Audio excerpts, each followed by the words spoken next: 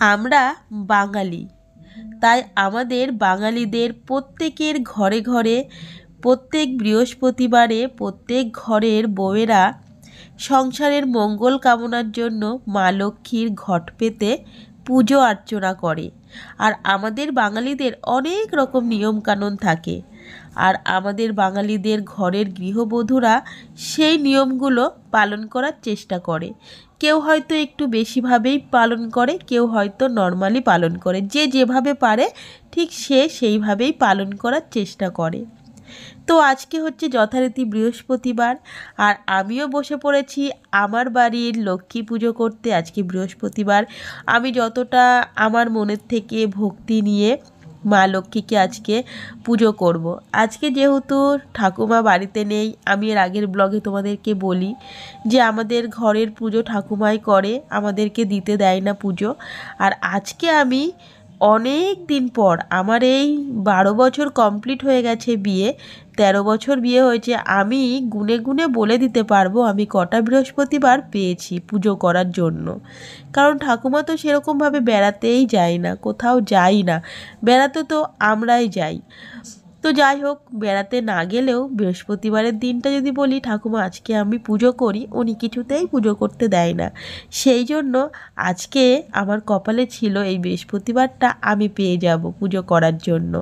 সেই জন্য আমি পুজো করার আজকে আমার অনেক সৌভাগ্য হয়েছে। ঠাকুমা বেড়াতে গেছে ওনার নাতনির বাড়িতে, সাথে গেছে শ্বশুর শাশুড়িও গেছে, তো আমরা 3 জন বাড়িতে আছি। তো সেই কারণে আজকে আমি মানে ঠিক দুপুর 12টাও বাজেনি এখনও পর্যন্ত, আমি সমস্ত কাজ গুছিয়ে নিয়ে স্নান করে মা লক্ষ্মীর পুজো করতে বসে গেছি। আর আমার টার্গেট আমি ঠিক 12টার আগেই আজকে পুজো করব পাঁচালি পরে। তো চলো তোমরা দেখতে থাকো আমি লক্ষ্মী পুজো কেমনভাবে করি। হ্যাঁ, আমি হয়তো খুব অনেক কিছু নিয়মকানুন জানি না, তবে আমি যতটুকু যা জানি ততটুকুই আমি অ্যাপ্লাই করব, তোমরা দেখতে থাকো। আর আমাদের বাঙালিদের তো অনেক রকম নিয়মকানুন থাকে। আর একটা কথা কি, আমাদের বাঙালিদের ঘরের বউরা সংসারের জন্য অনেক সাধনা কামনা করে, তাই না? এক একজনের সংসারে এক এক রকম প্রবলেম থাকে, সেই প্রবলেম সলভ করার জন্য একমাত্র আমাদের ঈশ্বরই আছে। সত্যি কথা, এই পৃথিবী দিন রাত্রে হওয়ার পেছনে একমাত্র ঈশ্বর। আমি তো ভগবানকে ভীষণভাবে বিশ্বাস করি। ভগবান না থাকলে দিনরাত কখনোই হতো না, একটা গাছের পাতা পর্যন্ত নড়তো না যদি ঈশ্বর না থাকতো, তাই না? তো যাই হোক, সংসারের অনেক বাধা বিপত্তি কাটানোর জন্য অনেকেই পুজো অর্চনা করে, হ্যাঁ, আর করাটাই স্বাভাবিক। তো আমিও ঠিক তাই, এটাই আমি ঈশ্বরকে ডাকি। তো যাই হোক, প্রতি বৃহস্পতিবারের সুযোগ না পেলেও আজকে তো সুযোগ পেয়ে গেছি, ঠিক সেইভাবে সুন্দর করে আমি পুজো করছি। আর একদম ফার্স্টে তোমরা দেখতেই পেলে মা লক্ষ্মীর ঘরটা বসানোর জন্য একটা কৌটো, ঠাকুমা ওই কৌটোর মধ্যে, কৌটোর ঢাকনা আর কি, ঘরে এত কিছু জিনিসপত্র থাকা সত্ত্বেও উনি একটা প্লাস্টিকের, আমি জানি মা লক্ষ্মীর ঘট প্লাস্টিকের পাত্রে রাখে না, কিন্তু ওটাকে আমার চেঞ্জ করার কোনো ক্ষমতাই নেই। সেই কারণে আমি ওটাতেই আবার দিলাম, কেননা উনি এর আগে এই বৃহস্পতিবারে পুজো দিতে পারেনি, তাই কি সামনে যে বৃহস্পতিবার আসবে সেটা তো উনি পাবে। তারপরে যখন দেখবো ওটাকে আমি চেঞ্জ করেছি, আমি মাতব্বাড়ি করেছি, তাহলে আমার অনেকটা মুখ শুনতে হবে। সেই কারণে যাকে উনি যেভাবে করে করুক, আমি আমার মতন করেই করছি। তো একটা প্লাস্টিকের, তো ঠাকুরের সিংহাসনে প্লাস্টিকের কোনো কিছুই চলে না আমি যতটুকু জানি, তবু ওই প্লাস্টিকের মধ্যে রেখেছিল ঠাকুমা ধান, আমি আবার ওর উপরে দিয়ে দিয়েছি চাল, আবার এক কাঁচা টাকা দিয়েছি, যে যতটুকু আমি জানি। আমি ছোটোবেলা থেকে তো তোমাদেরকে বলেছি আমার মা ছিল না, আমি সংসারের অনেক কিছুই কাজ বাজ পুজো অর্চনা আমার কাকিমাকে দেখেছি, আমার বাবা শিখিয়েছে আমাকে অনেক কিছু, আমার বাবা শিখিয়েছে। মা ছিল না যেহেতু, তো আমি অনেক কিছু শিখেছি, অনেক কিছু আমি জানতাম। তবে এখানে এসে ঠাকুমাকে পেয়েছি, মাকে পেয়েছি, তার উপরে আমার আর কোনো কিছু ওনারাই করে, অত হেডেক আমার ছিল না। কিন্তু বরাবরই ইচ্ছে ছিল যে নিজের মতন করে একটু ঠাকুরকে পুজো করব, কিন্তু সেই সুযোগটা শ্বশুরবাড়িতে একদমই পাই না, কিন্তু বাপের বাড়িতে ছোটোবেলা থেকেই পেয়েছি। আমি আমার মতন করে ঠাকুর পুজো করতাম, আমি আমার মতন করে ঠাকুর সেবা দিতাম। জানো তো, আমি বিয়ের আগে শুধু শিবের উপোস করতাম। হ্যাঁ, লক্ষ্মী পুজোর সময় লক্ষ্মী পুজো উপোস করতাম, সরস্বতী পুজোর সময় সরস্বতী পুজোর উপোস করতাম, আর বেশিরভাগ উপোস করতাম শিবের উপোস। জানো তো, আমি শিব ঠাকুরকে খুব ভালোবাসি, আর শিব পুজো করতে আমার খুবই ভালো লাগে।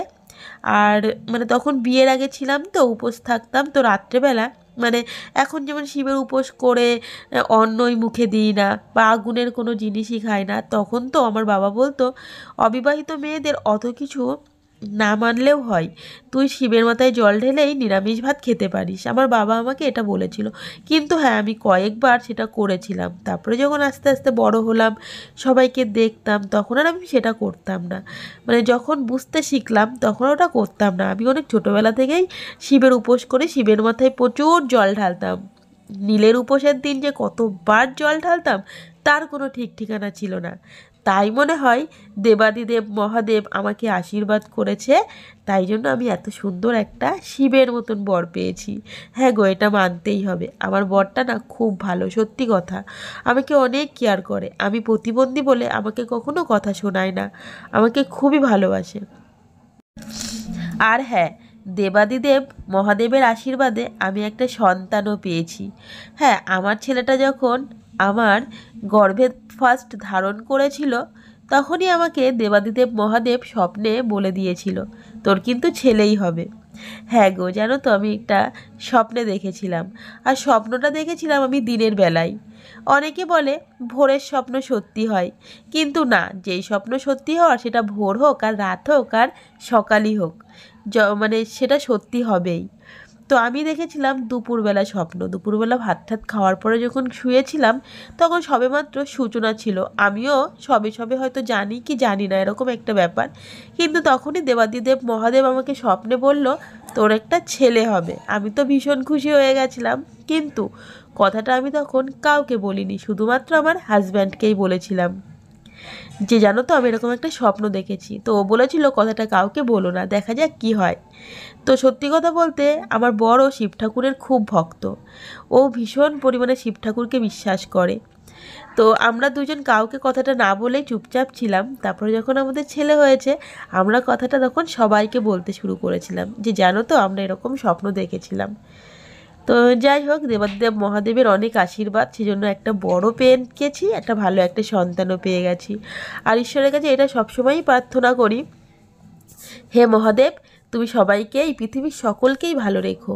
এই পৃথিবীর সকলকেই ভালো রাখা মানে আমার কথাও বলা হয়ে যায়, তাই না? আমি সবসময় ঈশ্বরের কাছে এটাই বলি, যখনই আমি কোনো পুজো আর্চনা করি না কেন, তখনই আমি এই কথাটাই বলি যে সবাইকে ভালো রেখো। হ্যাঁ, তো চলো, আজকে দেখতেই পেলে আমি পুজো করছি কত সুন্দর করে। আমি মন ভক্তি সহকারে আজকে আমি ঠাকুরকে পুজো করছি। আমি ভীষণ খুশি আজকে, জানো তো। তো যাই হোক, আরও একটা, মানে আমি সব দিক থেকে পরিপূর্ণ হয়েছি সেটা কখনোই বলতে পারবো না। আমি ভালো স্বামী পেয়েছি, ভালো সন্তান পেয়েছি। হ্যাঁ, আমার শ্বশুরবাড়িরও সবাই ভালো, কেউই খারাপ না, মোটামুটি সবাই ভালো। তো কিন্তু একটা দিক থেকে আমি খুবই কমা, মানে খুবই আমার, মানে কি বলবো, একদিক থেকে আমি অবস্থা খুবই খারাপ হয়ে আছে।